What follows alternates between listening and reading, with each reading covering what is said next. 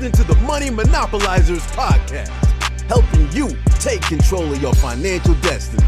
It's about time that we invest more in our financial literacy and work towards building generational wealth. If you think you're ready to do the same, then you've come to the right place. Alex, Marlon, y'all ready? Let's get this bread. What's good, everybody? It's Alex Kamouni here, and we're back with episode 63 of the Money Monopolizers podcast. And I'm here with my co-host, Marlon Walls. Marlon, how you doing today? I'm actually very relieved that this week is over. Reason being is because I did a whole lot, I swear, like with every regard, whether it's 9 to 5, whether it was business, whether it was relationships. I've been really doing a whole lot, and so much so that my dad actually had commented this week. He said, "Hey man, are you more busy now that you are out of Purdue, or were you more busy at Purdue?" And it really made me think about it in a way, because I was thinking, because like I just gave you my schedule, I'm literally doing something on the weekdays from 6 a.m. all the way until I go to bed, probably like 1 or 2 a.m. And it's like back to back to back. So by the time I get to the weekend, I'm pretty tired, pretty drained.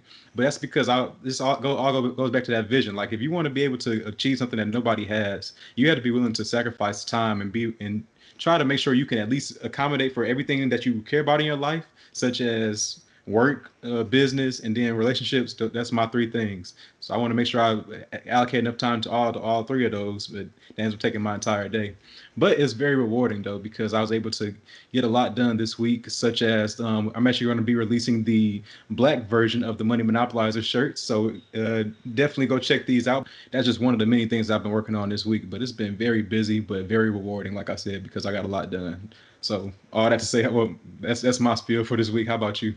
Yeah, we got to be productive right now, really all the time. So that's good, though. Y'all definitely go check all that out. I had a great week as well, I think, in terms of productivity, just being able to get a lot of stuff done. Closed on 2 houses yesterday, so that was really hectic. I had to literally drive to Shirts, which was like 40 minutes away, and then drive back to the other side of San Antonio, which was another 35 minutes back the other way, barely making the closings to sign for those properties. But that's super exciting to get to buy 2 properties in one day. That's a first. I think that's definitely something that is going to happen a lot more in the future, but that is the first time. So I'm excited about that, to get those started up in December, and we'll get those rehabbed. And one of them is a really simple rehab. The other one we talked about last week is a big rehab, which I'm going to look at next week with the contractor to kind of start getting that design and that floor plan and all that laid out, so that we can get that one up and running. That'll probably be like a 3-month rehab. And if I say 3 months, that means it'll probably be 5. So, things will probably go wrong, but that's real estate.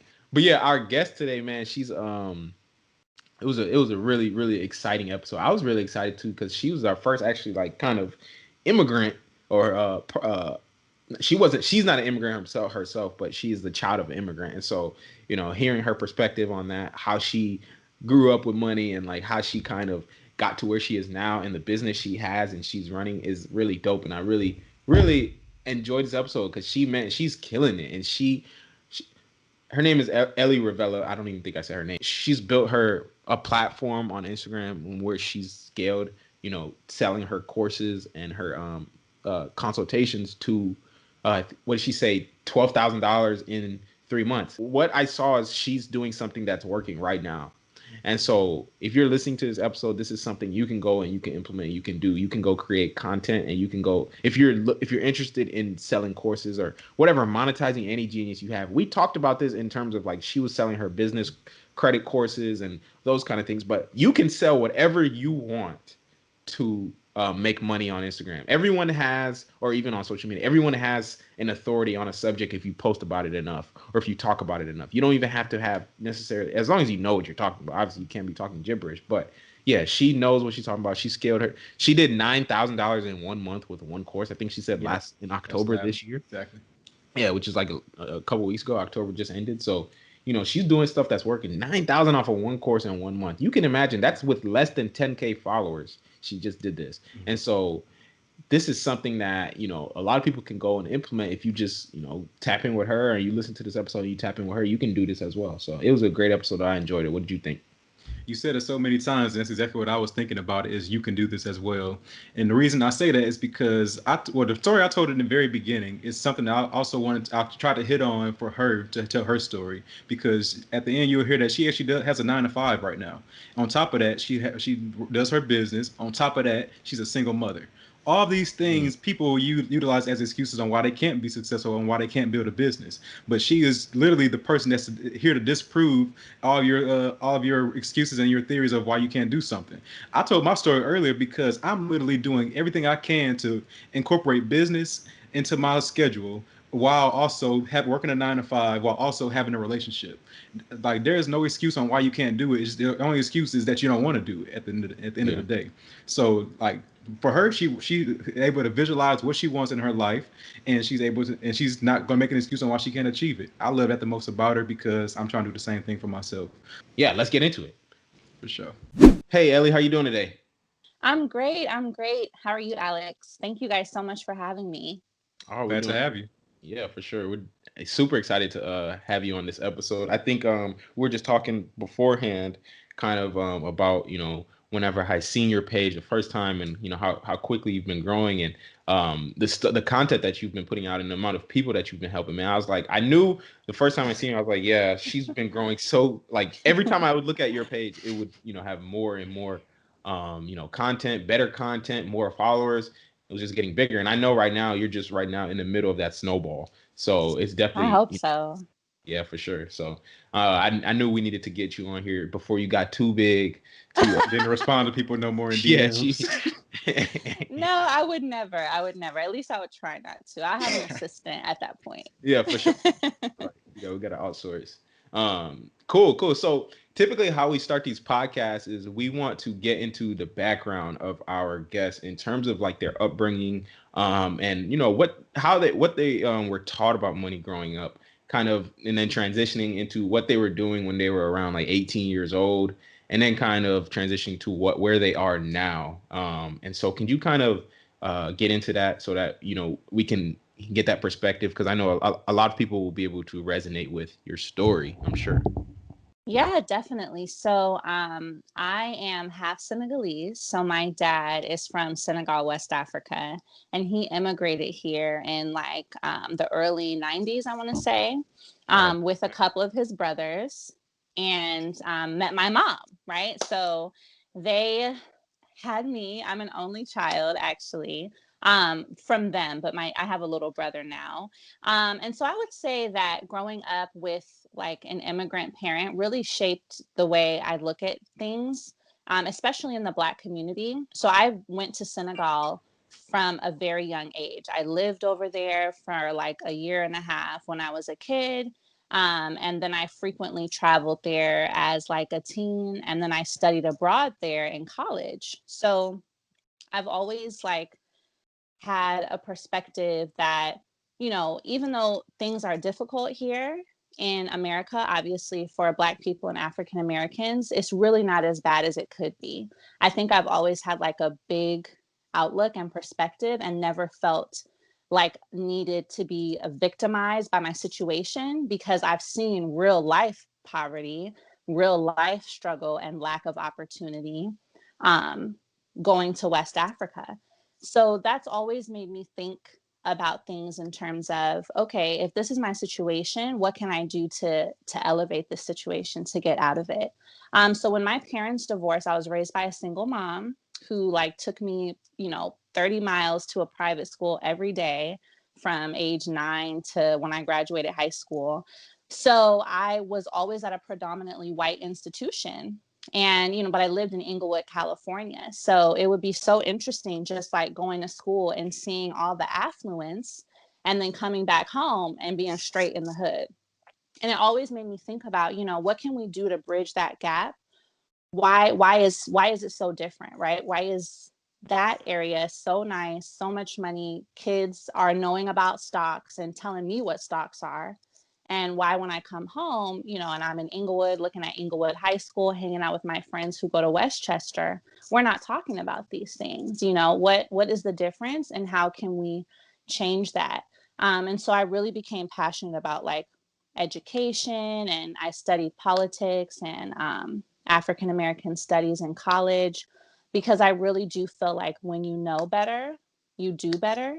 And you know, we are going to be able to really change the financial and economic situation of our community through financial literacy and education and public policy.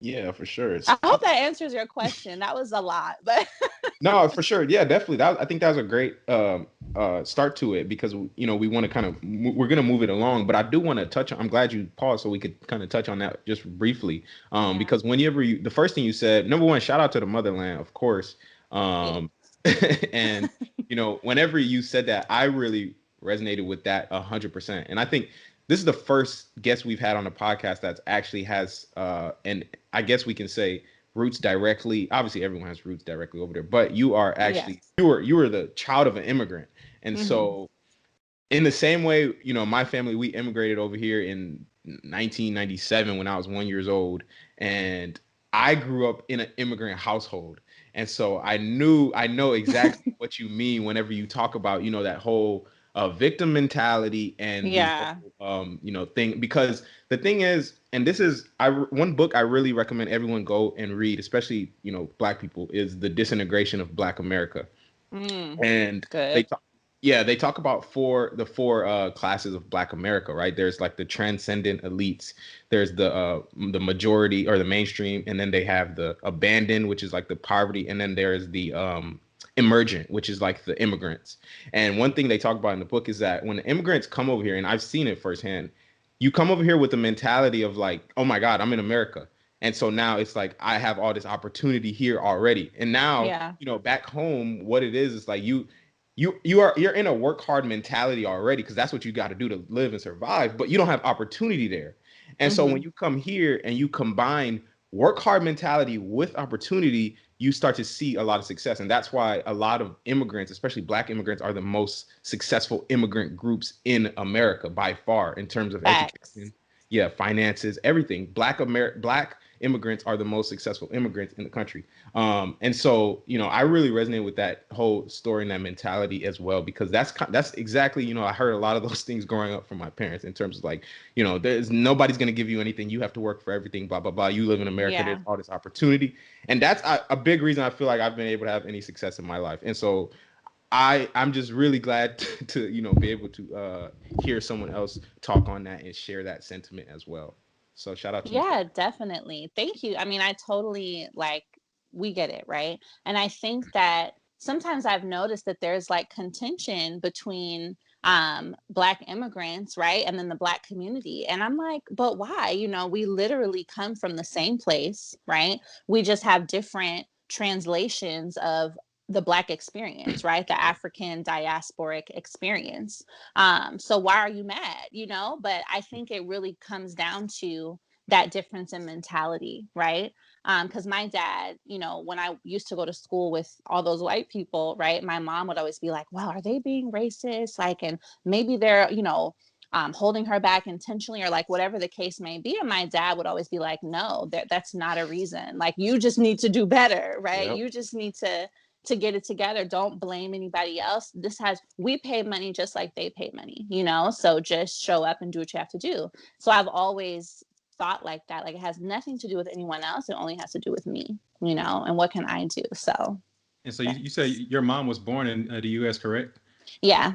Okay, yep, and I'm glad you explained all of that, because it shows you how much perspective plays a factor when it comes to your mindset in responding to certain situations. Because your mom, being born in the U.S., she was raised and bred on the society standards of the United States, whereas your dad, he didn't have that same perspective growing up. So now he comes in with a totally different mentality, and when she starts showing her U.S. traits or U.S. Victim mentality, it's like, oh, are they being racist towards you? Your dad comes in and steps in real quick and shuts shuts it down. Like, no, that's not how we need to be thinking about it, because that's not, there's no Exactly. excuses to not achieve what you want to achieve in life. You just need to work harder, because he looking at it as, over in Africa, we don't have the same, well, over in Senegal, we don't have the same opportunity Yeah. as we do over here. So he's just looking at it. This is like a blessing to him. This is a step way above where he could be. So he looks at it with a much higher respect for it than what your mom may, because she may have been born into a position where where her position in life in the U.S. is considered bottom of the barrel compared to Yeah. your dad is like, no, I've seen lower. So this is actually a step up. So we can make something out of it. Yes. We can make something. That's for sure. That's so true. So okay, so you get to this point where it's like, okay, I see, we need this in our community. We need this financial literacy. We need this knowledge. What age were you at that point? And then what kind of happened at, whenever you were around 18? Did you go to college? What happened? And I mean, I'm sure, immigrant parent, I assume, you Yes. forced, it was no There's option. no other option. uh, Yeah, there's definitely no other option. So yeah, I did go to college. I went to Oberlin College in Ohio.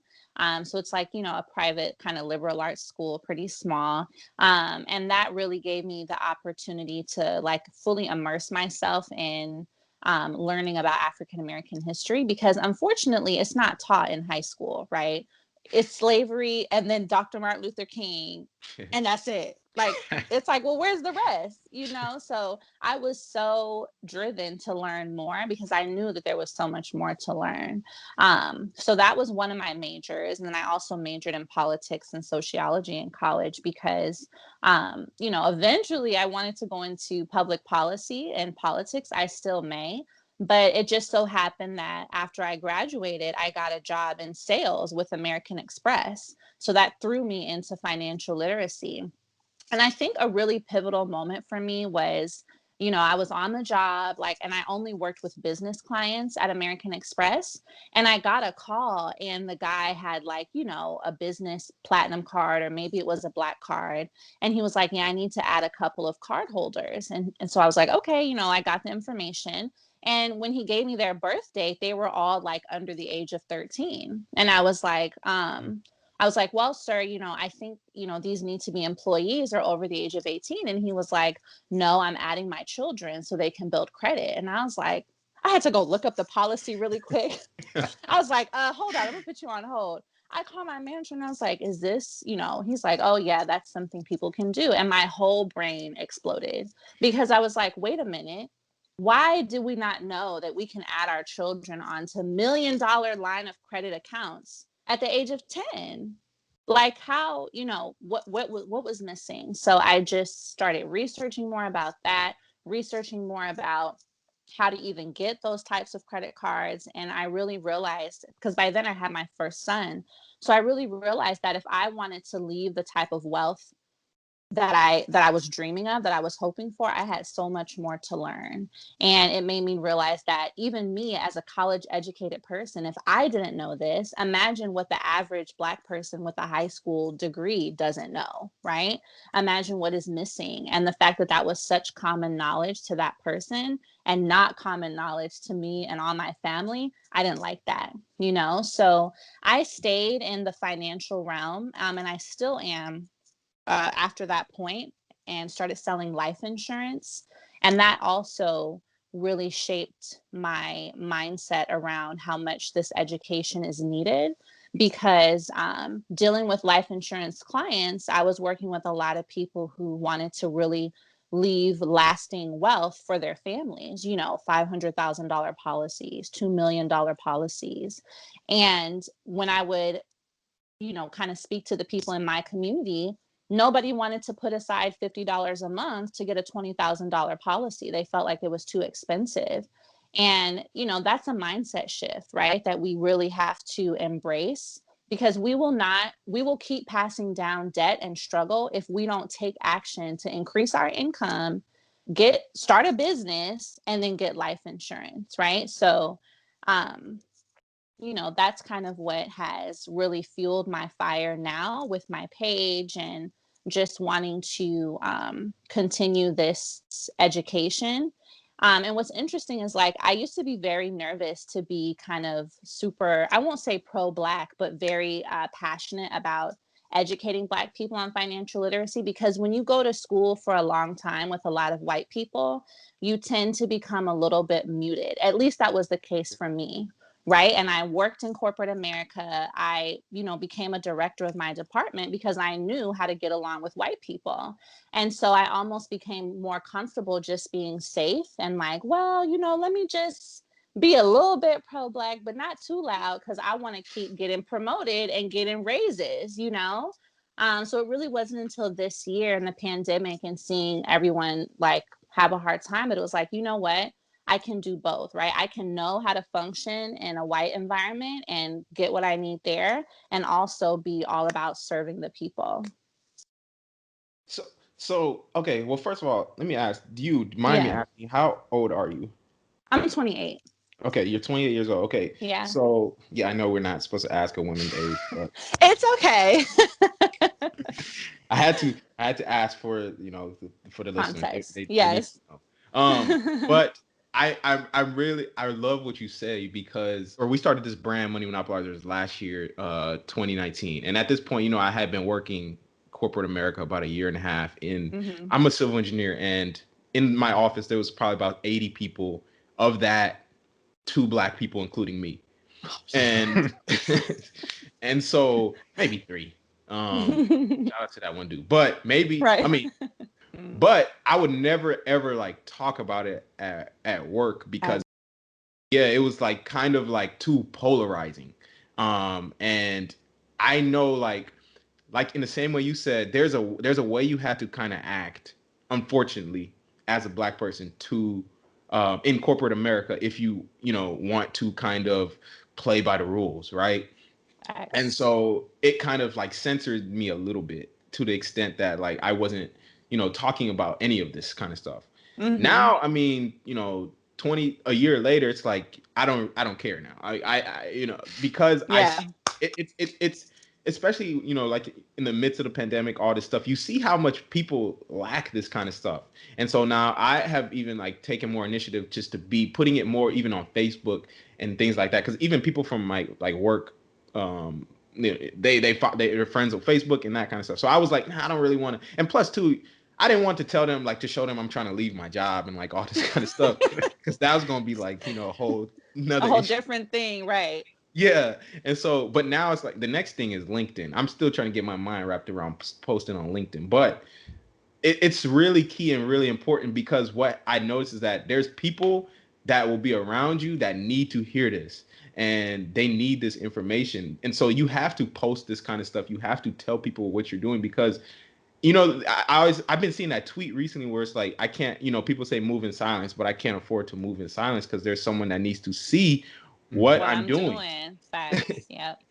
And so I love that you just became unapologetic about it, and you started this whole thing this year. So I want to kind of ask something, but Marlon, do you want to touch on that real quick before I mean, it's similar to what you were saying, because I resonated with her story as well, because you talking about you're working at American Express, and this customer comes in and is doing something you've never seen done before. And it really reminded me of how I felt when I first got introduced to corporate America for the first time, because I told this story before on a podcast, but I go to work. I've never worked a full-time job in my life because of the fact that I played football growing up, like starting from 8th grade all the way through college. Like literally up until I graduated college, I never had worked a full-time job. So I didn't know dang near anything about how finances work besides just saving money. So I get my first paycheck 2 weeks after I'm working, and I see what I should have made, see what I did make, and my mind is absolutely blown. And I'm like, what in the world just happened to my paycheck? Where is my money? Where is my money that it said I'm supposed to make? I had a salary of this divided by 26, simple math, and I should be getting this. Why did I not get that?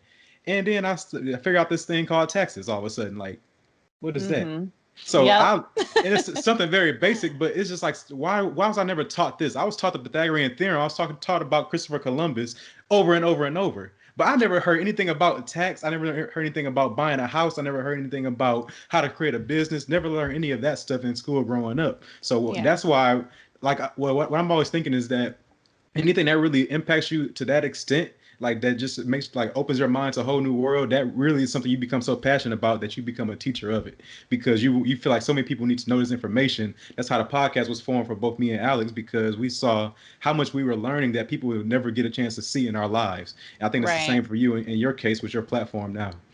Yeah. And so then how did you get into this whole number one, obviously you started content creation to educate people. That was the main objective, right? And I don't know, Yeah. if you had like, of course, you wanted to make money, or if you didn't want to Yeah. make money, or however that looks. But let's kind of get into that, because of course, this is Money Monopolizers, where we talk about money. And so let's kind of talk into, how did you start making money online, and why did you actually look into that, as opposed to, because I know you said, financial literacy and all this. Why did you look into that as opposed to doing real estate or another business or whatever? Why is it like making money online your niche?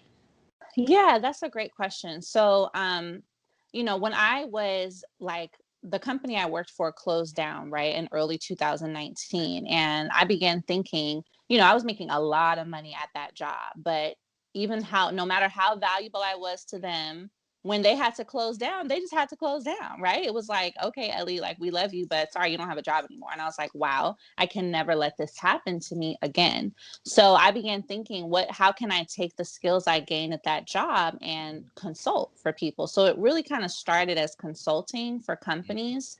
Um, but once the pandemic hit this year, I was doing face to face, going to offices, like, you know what I'm saying, doing in-person appointments. And so once the pandemic hit, I was limited. I couldn't do that. And I had never been on Instagram, y'all. Like, I had an Instagram, but I wasn't using it for that. I would maybe post pictures of my kids, like my house, me, selfies, but it was never that for me. Yeah. Because, I was maybe a little shy, just nervous. I never knew how to grow on the platform. But once I saw that my reach with my business and with getting in touch with people face to face was limited, I almost feel like I said, well, you know what? I have to learn this because I have to eat, I have to make money. So honestly, one of the first pages that I saw was Chris Johnson's page. Mm-hmm. And I started seeing how, he was selling these, low price courses and just basically sharing information, right? Or just talking about money, talking about how to make money, talking about different ways to monetize. I mean, all different types of stuff. And I started thinking, like, I know how to do this. Like, I've started a business. I know I can help someone improve their credit. I can help someone figure out how to go from idea to actual income. And so I just said, well, you know what, let me just start posting. So I started the page with the intention of turning it into something I could make money from. I just wasn't sure how I was going to get there, right?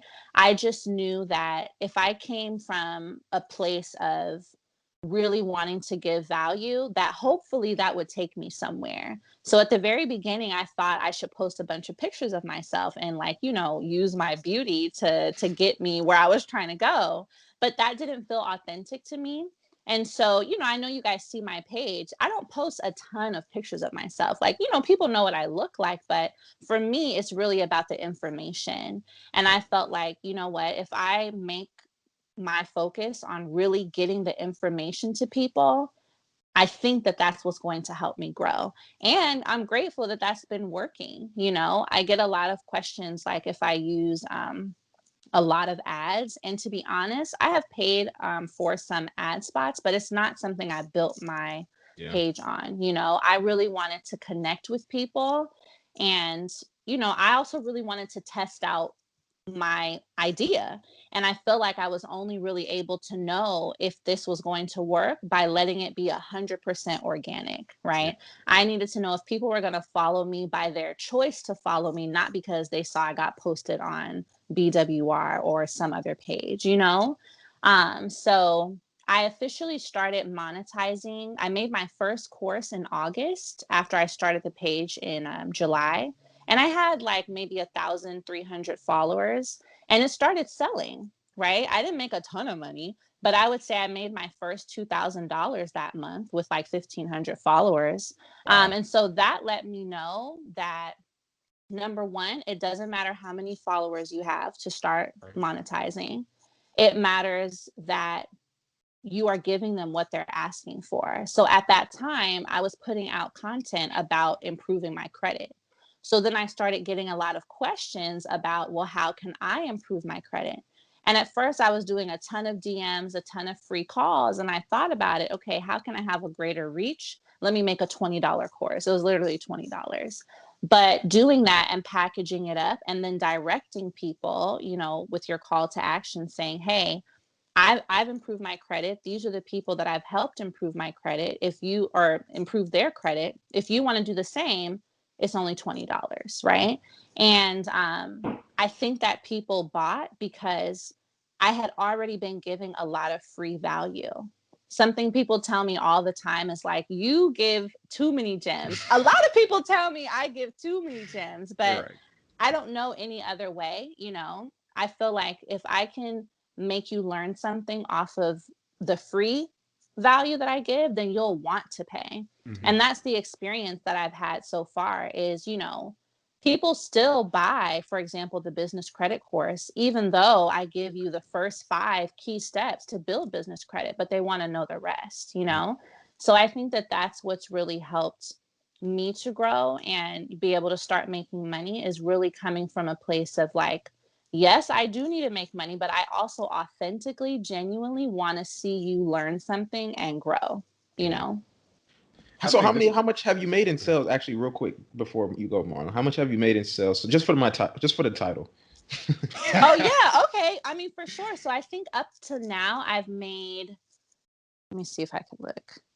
I'm Yeah. almost at $12,000. Very nice. Very nice. Yeah. So, that's only from courses. And my Yeah. highest course is like $47. So it's not super high priced. I don't have 50,000 followers. I would say I've actively been selling since like August, September. Three But the months. course, the business credit one-on-one course that I just came out with October 15th has made me 9,000 of that $12,000 in the last month. Yeah. So it Wow. really took off last month, if we're Yeah. being honest. Wow. And that's you just hit 10,000 followers today.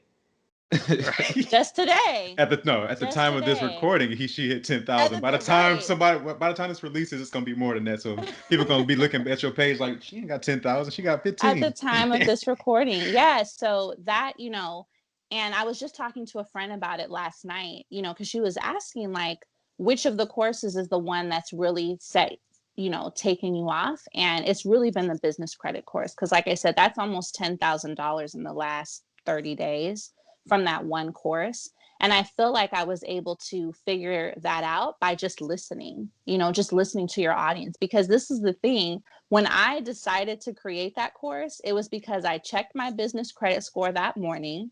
And I was like, oh, I wonder if my followers know about business credit. This is when I had maybe 5,000 followers. I was like, let me make a post about it. So I made a post, quick 1, 2, 3 of, okay, my business credit score went up. Here's how you can get your business credit score to go up too. No course created. Literally, because I started seeing a whole bunch of comments, a whole bunch of likes, I whipped it up and put it on pre-order that moment. And I started taking pre-order sales, and then I developed the course that whole week and put it out. So sometimes you just have to be responsive and pay attention, right? Because your audience is going to tell you what they're willing to pay you for by the engagement that they're giving you. Yeah. But I think so many times people overlook what they can monetize because it doesn't come in a way that they expect. But the only reason I discovered to make that course is because I was genuinely or authentically wanting to teach someone how to build their own business credit, and because they commented and had so many questions, I made a course. Yeah.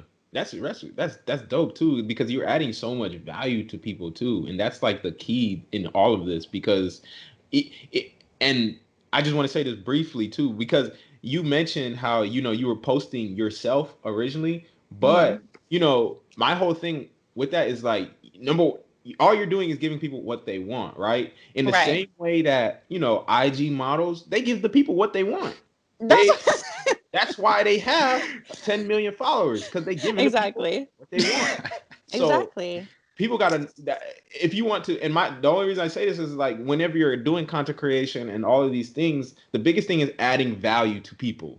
And that Mm-hmm. is the number one priority. Everything else is thrown out the window. And don't not asking for a dime in the beginning and just adding value. That's why I think a lot of people mess up on, because a lot of people will go try to, let me go sell this shirt, put some words on it. But it's like, why would anyone buy this shirt? You haven't done anything for them. And so Exactly. I just want people to really understand that if your value is your body, if your value is the information, if the value is whatever, you just add value and people will like that, and you will gain, money, and you will be able to, make money off of that. So just briefly Yeah. No, I think you're so right about that. I think people want to have things quick and fast, like, they've seen maybe some people post like, I made $50,000 this week. I just monetized my Instagram, et cetera, and et cetera. And it's like, yes, that might be the case for someone's page, but you have to recognize all that could be going into that, right? Some people will strategically put out thousands of dollars in payments on ads in order to sell something right away, right? And then some people have been working tirelessly for the last couple years, and then it finally takes off, Yeah. and you're just seeing that takeoff, but you're not seeing the 2-3 years that they weren't noticed. So I'm always like, when I have, one-on-one calls, I'm telling people, you got to put in the time and just slow down, right? Because people are going to smell it if you are coming off like greedy style, or if you're just coming out like, I'm ready to sell you something, but you're not giving anything. Just take a moment. You're going to have so much more success if you build a real community around your information, who will then stay with you, right? And keep growing with you, and then really buy whatever it is you want to sell. Mm-hmm. Yeah. And that's Yeah. that's really big, because like you need to be building, like regardless of how you're doing at the very moment, you need to just be building that foundation of different content that you've already created that's adding the free value. Because For sure. you can have like 50 different posts that all just are adding value. No, post 51 may be the one where people take heed to it and be like, that's a great post, and you may get Mm-hmm. like 10,000 that look at that one post, and now they go to your page and they go look at the rest of what you provided, and they start scrolling through. They see the 1 through 50. They're like, this is all good content. Like, I need to follow this person. They adding so much value. And now if you so all that to say, you did stuff for 50 posts straight. It could have been 50 days. It could have been 100 days, a whole year that you could put those 50 posts out. And if you had quit because we weren't receiving attraction by post number 49 or post number 50, you'd have never known that post 51 was going to be the one that made you take off. And I was saying all that to say that Exactly. it's all about being consistent, because people want to like get all the benefits or get out, like monetize immediately, but it's all about creating that content and just being consistent with putting it out there, because you never know which one is going to be that brings everybody, it makes everybody gravitate towards you, and it's just a matter of time before it does. And then Yeah. I wanted to mention earlier, because you were talking about how you had been let off from your job and then you tried to start to get into consulting, and both of those things were like, I guess, things that were working against you, because you said, because of course you lost your form of income, so now you had to find something else. You began consulting, and then the virus hit. I think the virus is actually was to you utilize as an opportunity for yourself, because with consulting in person, you're limited by the amount of time that you currently have in a day, and so Facts. you may be able to get 10 consultations in hour a piece. That's 10 hours of work, and you've only talked to 10 people, and so you're limited. So you can't charge them $1 million for that. You can charge them 5,000. You can probably, but Yeah. you're limited by how many people you can impact at that in that point. But if you go to Instagram or go to social media, those type of platforms, now you have limitless range on the people you can impact at a time. So you put out this $47 course, and you're making 12,000 in sales within the three to 4 months, and that's because you're able to impact a lot more people and just continuously grow, because you're growing at a crazy rate right now. So more people are going to see it, more people are going to gravitate toward it, Yeah. and become a supporter of you, and actually become a customer for you as well. So all I that to hope say, so. I see that you're able to utilize the virus to your advantage, and I think that's shows the possibilities that social media currently provides for anybody. Yeah. Oh yeah, definitely. Because so many people are online right now. Like, Mhm. it's a highly engaged audience, especially in this area of like business or wanting to figure out how to make more money, because so many people have lost their jobs. And I also think the pandemic made us all like look at our life, a little bit and be like, you know what? Stuff happens, life is short. What am I really doing to like maximize every day? I know that that's what it made me think about, So it definitely presented an opportunity to just rebuild. Yeah, and I'm glad Marlon had mentioned that as well too, because I'm a believer in I mean, obviously everyone has social media, right? Everyone in the obviously if you have access to internet, so you can't sell to as many people. I'm trying to figure out how to say this. You can't really scale your business until you start selling to people that don't know you. Right. If you're always trying to sell to that tier one of people, family, friends, whatever, you can only sell so much. So you have to take things onto social media at some point and become whatever you want to call it, an influencer, content creator, whatever it is. If you have an online business specifically predicated with social media, and one thing about like the time that we live in now, I would say for the last decade, attention has obviously become the new currency in society, right? Brands are fighting for our attention every single day. Literally, like, you think about how many billboards or ads or like radio advertisements you hear throughout a day. How many of those do you actually, remember? You don't remember a lot. Yeah. But if you can, the ones that you do remember, those are the ones that resonate with you, right? And of those thousands, it might only be a couple. And so, as when you're selling online, you're doing content creation, your job is to grab people's attention and make them keep their attention on you, right? And I Yes. even think about with the way that people have or the way Instagram switched the algorithm from chronological to how it is now, in terms of like Yes. they give you what they think you like now, Yep. because their job is to keep you on the platform. And before, if you would get on there when it was chronological, you would have to see everything from the last time you were on there, which Right. of those things you wouldn't like a lot of them. But now they get that first post every time you go into Instagram is always going to be the person that you check up on the most, that you have the most screen time on. Facts. And so that's the whole thing that people got to understand if you're trying to make money online with this whole social media thing. And I really like that you just mentioned the screen time thing, because that is something I talk to like clients about is, you got to really strategize the type of content you're putting out, because one thing I learned is that Instagram really pays attention to how long someone is Yeah. on Oh your yeah. post. Yeah. Yeah. So whether it's a carousel or a video, like they that matters. They pay attention to that, and that's what keeps your profile ranked, right? So that, like you said, when someone signs in, they're going to see your post before they see someone else's, right? So if you're switching it up, you're posting videos, you're posting carousels, you're posting reels, I mean, whatever it is, to keep that person looking at your post for longer than 15, 30 seconds, a minute is a big deal. Mm-hmm. Right. And then one other thing is just because I know you're creating different content, especially like the courses itself, but you're not the only one that's created these particular courses. Like there may be other people who have business credit courses. There may be other Yeah. people who have just the courses on just general financial and wealth building, and that you may be providing. So why do you feel like what makes you comfortable enough to actually go out and build this course, even though you know that there's other people that may be providing that same content? Well, like I guess in the same way, what makes your customers come to you versus anybody else? That's a great question. And I feel like when I first was starting the page and was thinking about monetizing, I was really nervous because there is so many people making a lot of the same stuff, right? There are so many people who have a monetize your Instagram course, right? There's a ton of people teaching about credit, a ton of people teaching about business credit.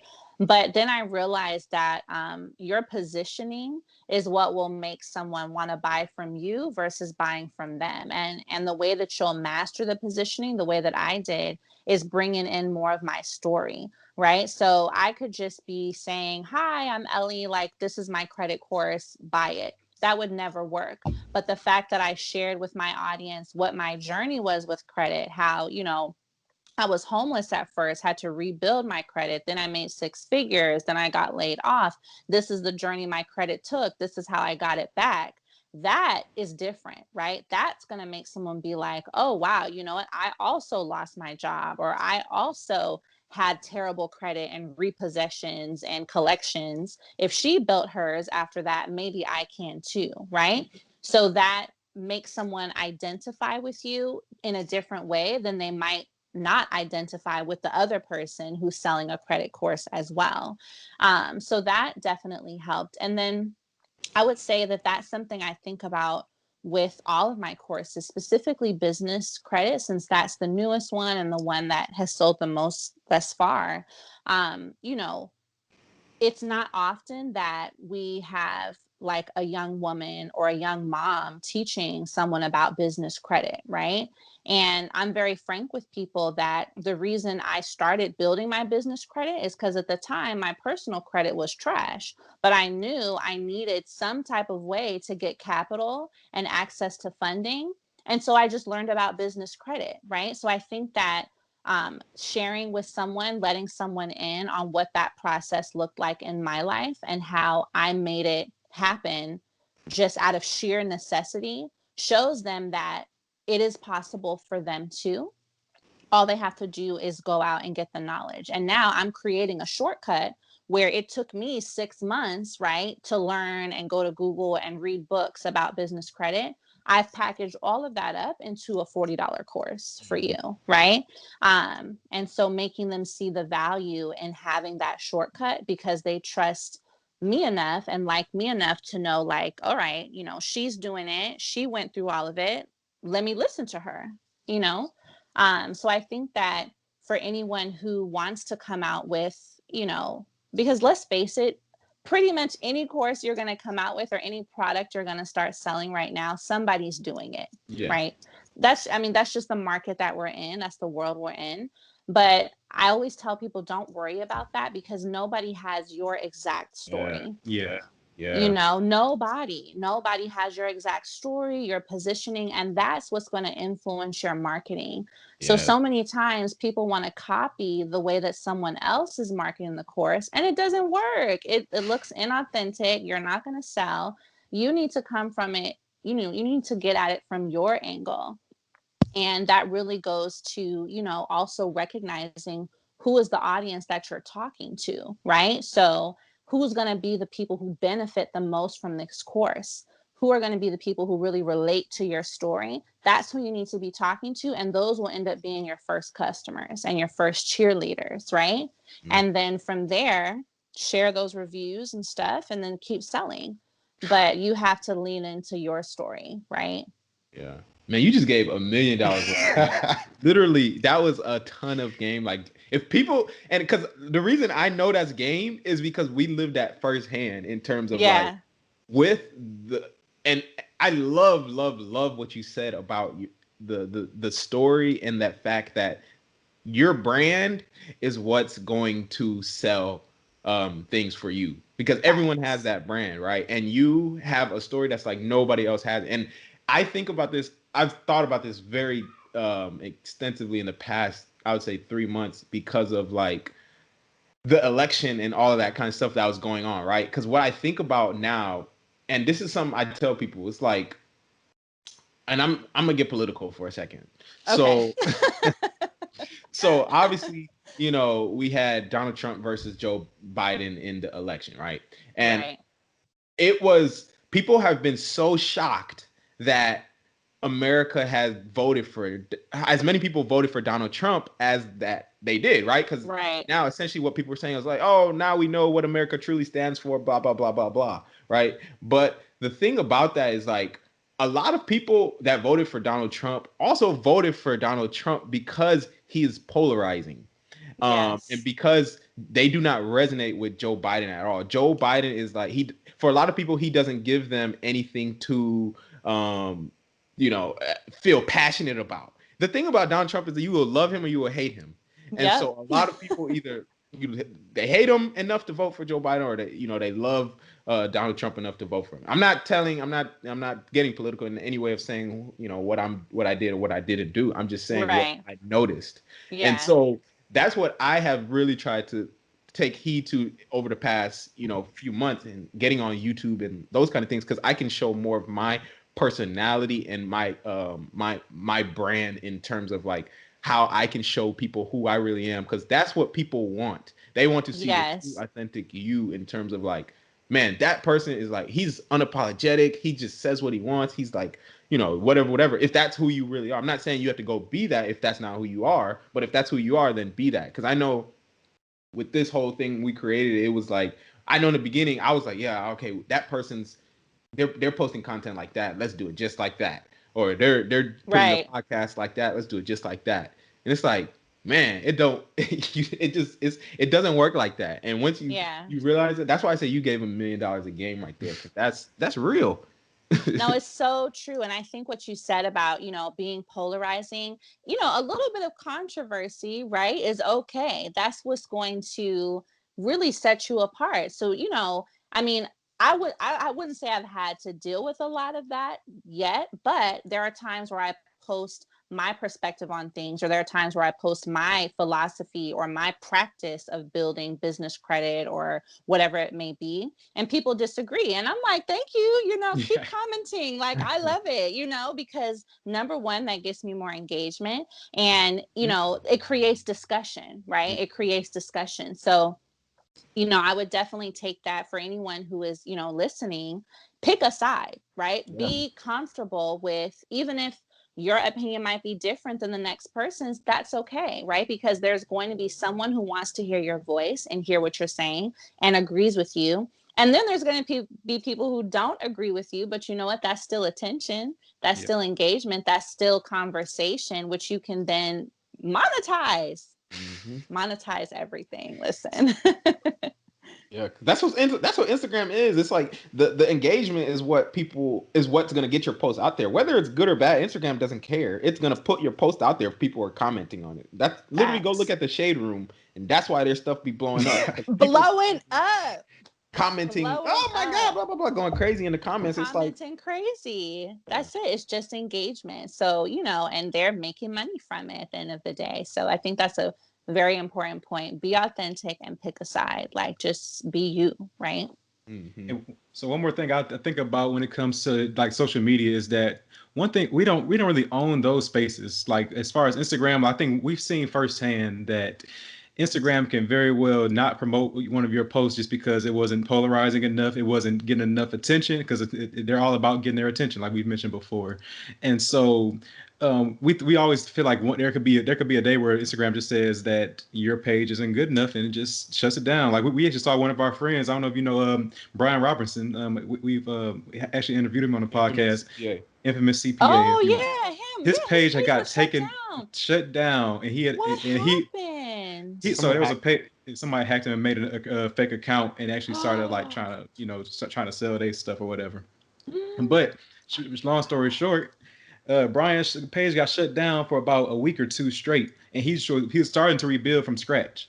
And lucky or good for him is that he's able to get in contact with Instagram and get his stuff back and get back up and running. But that's a very real thing that we have as like social media influencers. There's a very strong possibility that at some point we could have our stuff shut down. So it's important to have like to own something where you can still have your followers go to, or some place where you can have your audience that is not controlled by somebody else, like Instagram, for instance. So do you have like an email list or anything where you are able to get your followers to a point where they are like truly supporting you, or where you're able to get in direct contact with them without an external platform like that?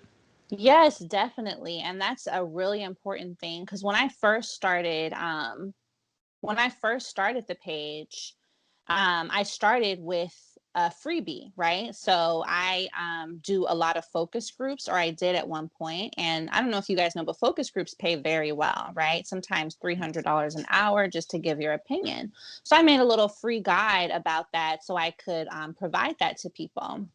And that was how I started getting my first email list subscriber. So it's definitely important to have a way to reach potential customers outside of Instagram. That's also why I went ahead and built a website, because at the end of the day, you're right, we don't own Instagram, right? Something like what happened to the infamous CPA could happen to anyone.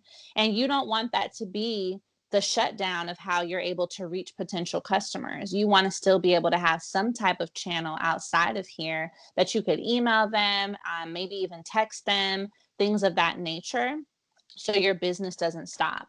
And I think too, it really builds into, like, if you really want to build a whole brand and a very whole business, then you have to be thinking about ways to always be in touch with that community, even without Instagram.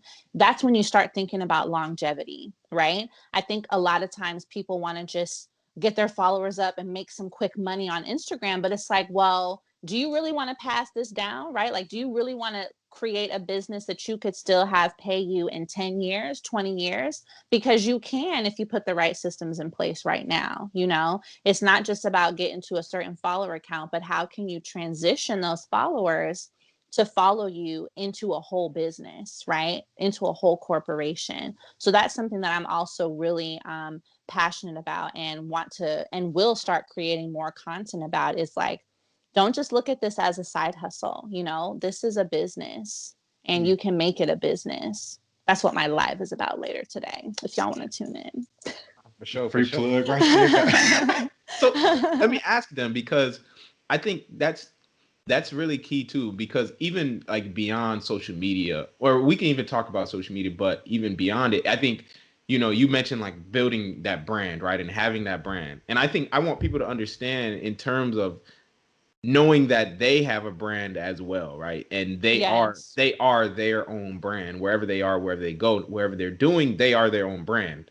And so why do you think building that personal brand up is so key and so important, like in terms of like the longevity and making sales and all of that stuff? Yeah, so I definitely think that, we live in a time right now where your opportunities will and can come from personal branding. I think that everyone needs to be invested in building some sort of a personal brand, because to me, what it really comes down to is like, what do you stand for, right? What are your values?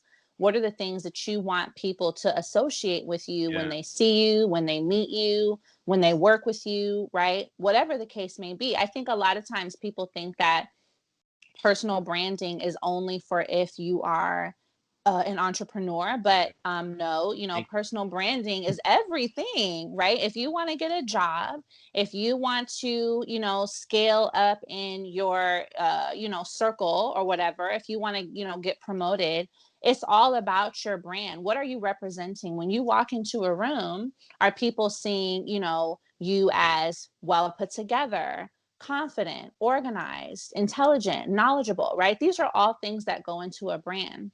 So it's even more so important as an entrepreneur, because like what we said earlier, oftentimes people buy into the product, not really so much because of the product itself, but who's behind the product, right?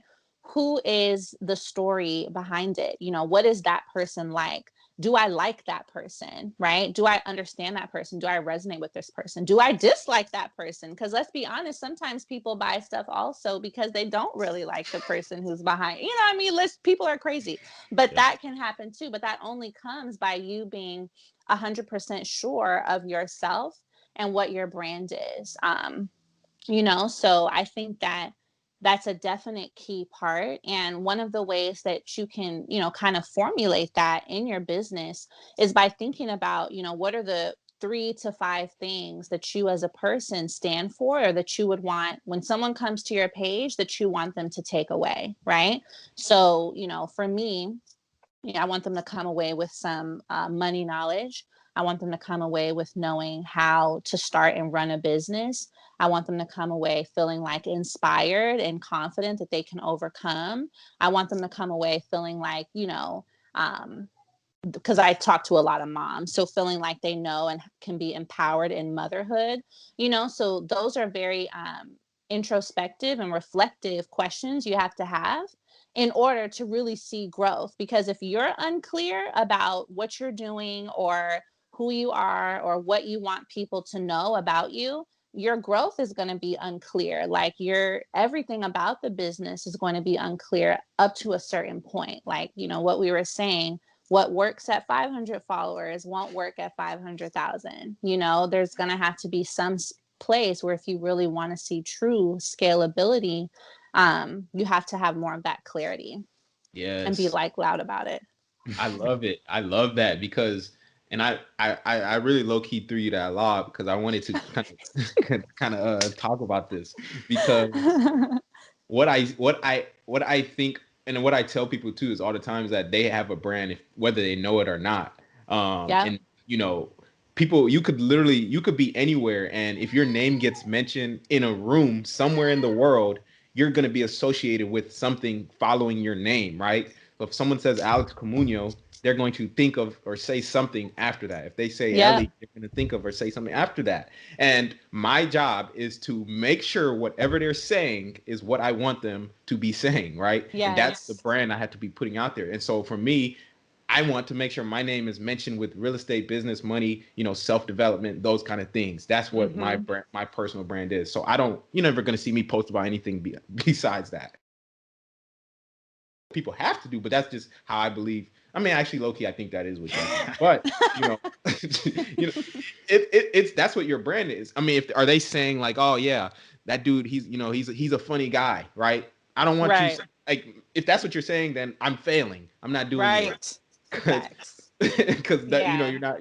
you're not my brand is not coming off in the way I want it. And so I think of all that as like, you have to be occupying someone's mind share as whatever it is you want them to think of. If I send you into the store to grab me, if I say, yo, go get me some cereal in the store, and I'm gonna expect you to come out with Fruit Loops or Captain Crunch or something like that, right? But if you come out with some Fruity Tooties and some other off-brand kind of stuff, I'm gonna be like, yo, what is this? Because this is not not what I wanted. yeah, this is not what I wanted. So, your job is to, in the same way, that, those brands occupy people's mind shares as the top brand, right?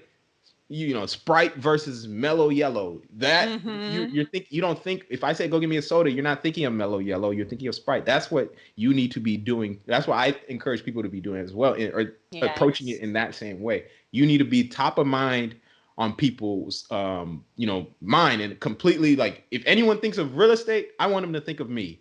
Like if they're not thinking of me with real estate, I'm not doing my job right. Right.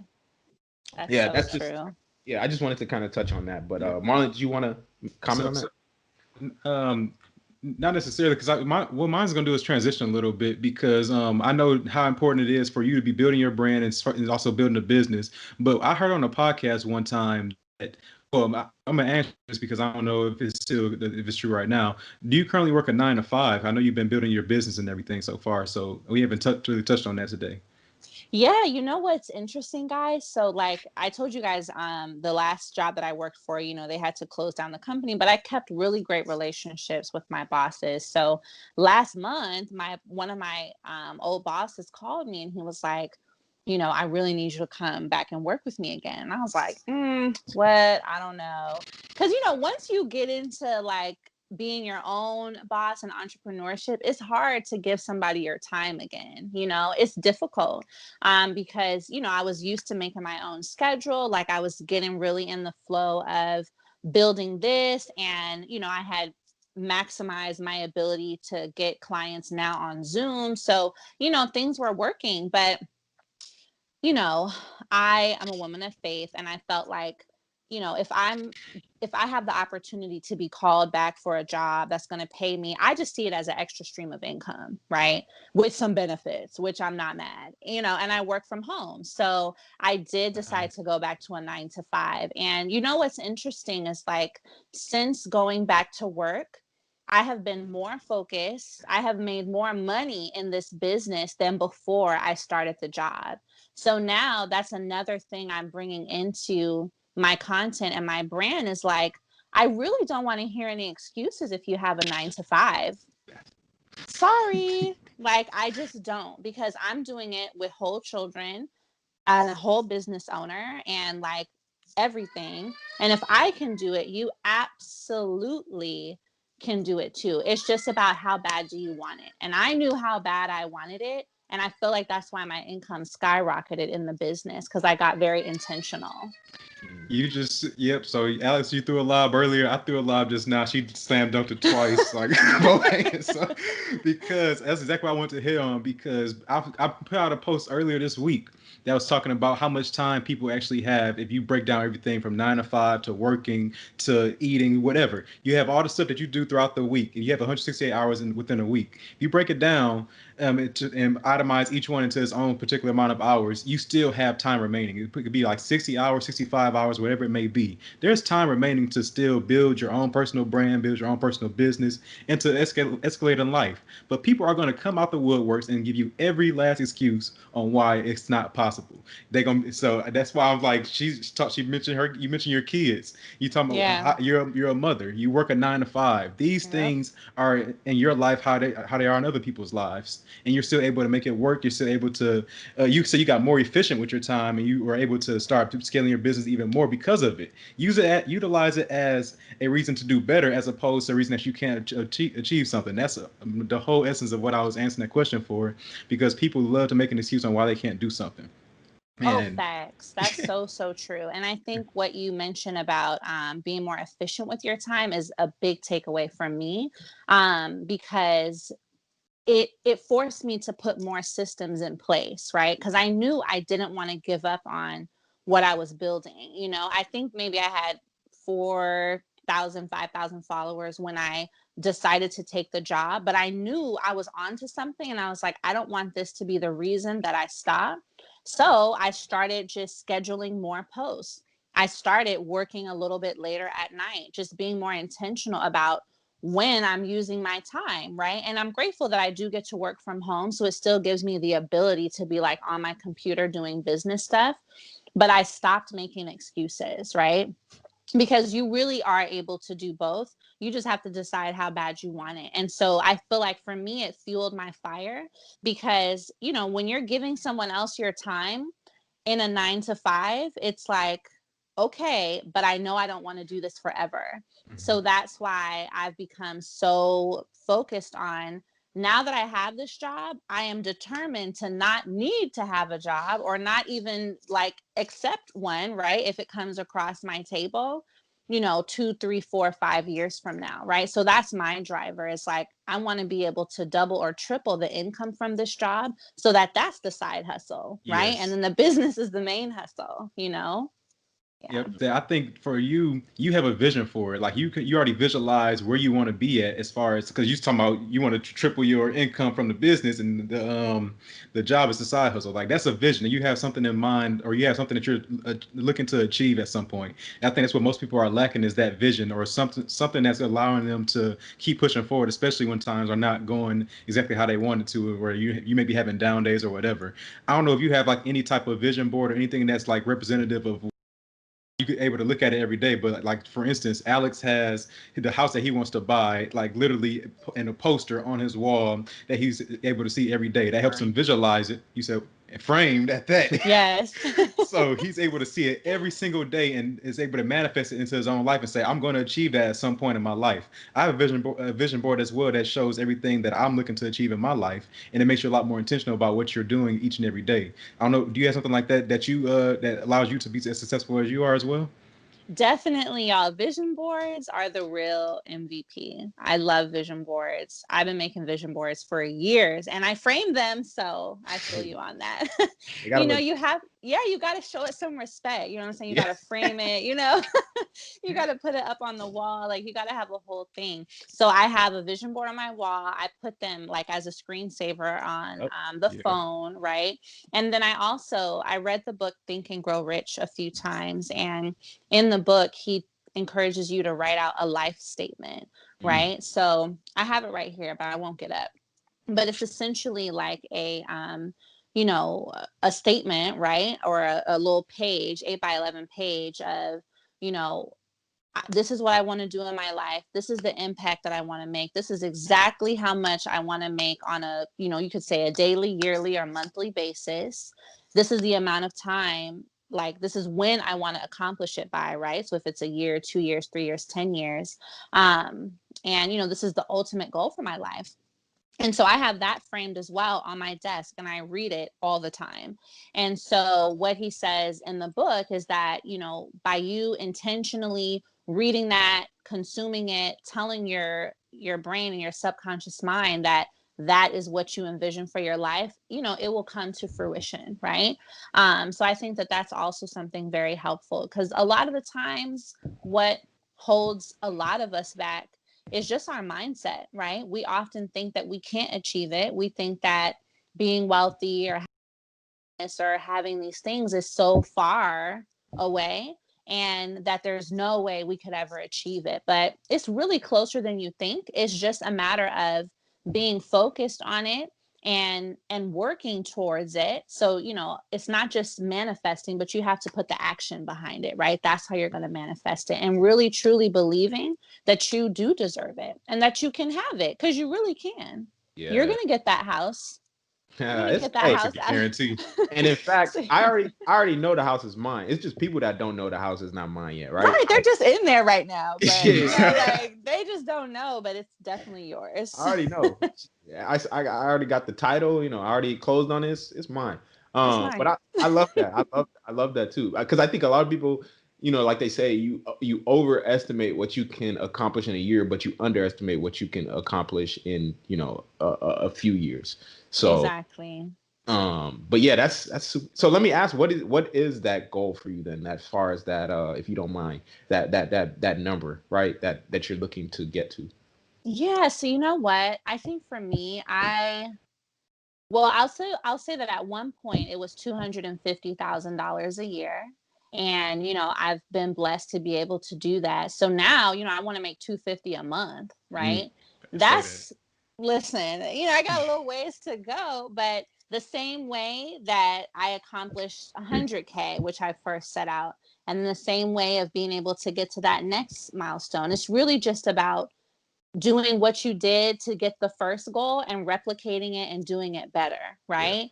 And applying yourself more. I mean, because 250K a year, now I just need to take what I did, kind of switch it up, mix it up to be able to do that in a month, right? And then eventually, you know, scale from there. Another one of my big goals is to really own more property, yeah, because I think real estate is very powerful. And it's really a true way to like build wealth for generations, you know? Um, and really being able to create something now, like create a business now that outlives me, right? Because I I'm less attached to having a big name or whatever while I'm alive, and I'm really more attached to my kids and my legacy being able to thrive off my name later. You know, that is what really drives me. Even if I don't get all the recognition now, that's not what matters to me. I need to leave something so that later they'll be like, oh damn, she really did do that, right? Because it's still here 10, 15, 20 years later. And that's another big, you know, part of what I want to educate people on my platform, is to stop thinking necessarily so temporary, right? Because life is really short, and, you know, our time here is long, but it's short at the same time. You know, you want to be thinking about having a lasting impact, right? Generational wealth, not just wealth right now, a Lamborghini right now. Like, nah, I want my grandkids to still be able to buy, you know, let's say a Lamborghini if they wanted to, you know? So those are things that really drive me. oh, I love that. I love that. That's what people. That's why I tell people too. I mean, instead of thinking even 30 years, we need to be thinking 300 years. Um, Yes. 300 years down. That's shout out to the Don Peebles. He's the one that he talks about that a lot. He's like a real estate mogul. But Oh, yeah, man, wow. that's dope. That's dope. I love it. I love it. So let's kind of you know, wrap it up with the fast five. This is essentially where we will ask you 5 questions and you answer them in 10 seconds or less. And so Okay. yeah. And so yeah, it's nothing too hard. Maybe we'll start making them a little harder, but right now it's you still got the they're lobs. We'll just say that. Yeah. Uh, Okay. Okay. cool. It's cool. So I take the first one and then we'll alternate. So first question, what does success mean to you? Success to me means being able to say I've accomplished all that I want to accomplish, and also being able to say that I've helped a significant amount of other people accomplish what they wanted to accomplish. Very nice. All right, question number 2. What's your favorite money or business book? Okay, so favorite money book is definitely Think and Grow Rich. And favorite business book, I would say The Laws of Power, or, The 7 Habits of Successful People. Hey, shout out to Robert Greene. He's a dope. Shout out. Sure. Cool. So the third question, would you rather have $1,000 a week for life or $1 million today, and why? Oh God, these ones stress me out because I'm so indecisive sometimes. I would definitely take the $1 million now because I know exactly how I would chop it up, right? I would buy a ton of property and invest it and all that. $1,000 a week, that's too slow. I don't need that. And see, I want to comment real quick because what happens is the people that, when people say they'll take the $1 million, it's because they already know what they're gonna do with it, right? The problem with a lot of people is if you run into a lump sum of money, you don't know what you're gonna do with it, then it's gonna be gone. Quick. Exactly, real quick. Yeah, and so that's the whole premise with that the fact of you need to be building that knowledge and that kind of stuff up before you have the money, so that you have that foundation for to build it and take that money and multiply it and not squander it. So yes, so true. Good perspective. Wealth is definitely a mindset. Like if you already had a mindset of what you do with it, you're gonna build the wealth naturally. That's what. Yes, it'll multiply. Yep. All right. Question number 4. If you could go back and change anything about your journey, what would it be?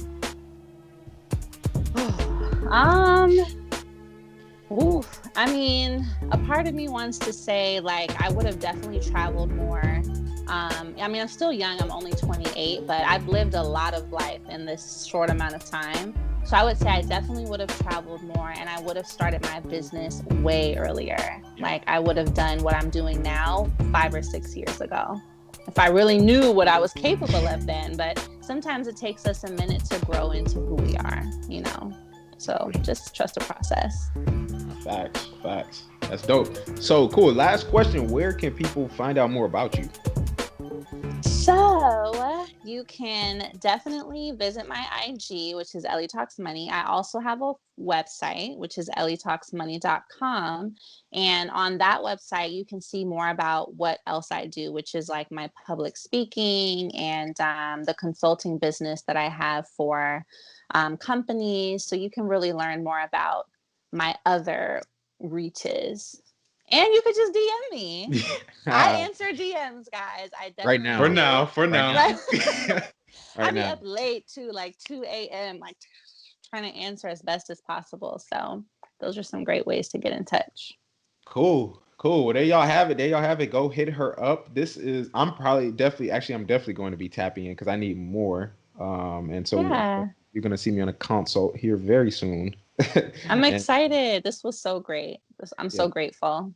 Yeah, so I appreciate you coming on here. This has been a dope episode. Definitely one of my favorite episodes because it's something new and unique that we haven't kind of tapped into yet. Yeah. So I love it. I'm glad you were our first guest to come on here. Hopefully, next time when you 10x and you got 100K, we'll bring you back. If you answer. Yes, definitely. Yes, if you answer. You got to get personal information now so we can make sure we can get the contact later. You gotta call me. You got to call me at that point. This was great. Thank you guys so much. Yeah. That's it for this episode of the Money Monopolizers podcast. New episodes will be released every Thursday and will be available on Apple Podcasts, Spotify, and YouTube. Just search Money Monopolizers wherever you listen to podcasts. We hope you learned something of value today. And if you did, we'd appreciate it if you rated us 5 stars and left us a review on Apple Podcasts. You can find out more info about us on Twitter at the Monopolizers or on IG at Money Monopolizers. We post informative content on there that'll keep you engaged. So be sure to check that out and share those posts. But until then, we're out of here. You've been listening to the Money Monopolizers podcast, helping you take control of your financial destiny. To learn more about how you can be in control of your money, visit moneymonopolizers.com. We'll catch you next time when Alex and Marlon share more personal finance and wealth creation tips with you. Now it's time to take action.